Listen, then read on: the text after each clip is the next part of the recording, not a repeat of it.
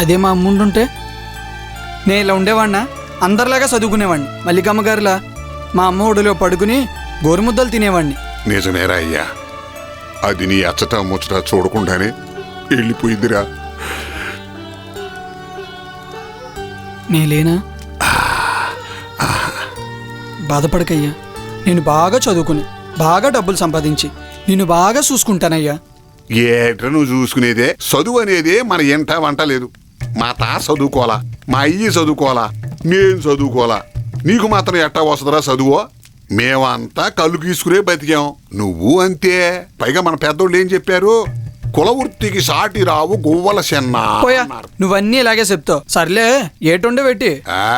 ఏంటి ఉండేది? మామూలే, ఉల్లిపాయ, పచ్చిమిరకాయ, గంజి. పా తమరు కూకోండి. యాదవ్ అని యాదవ.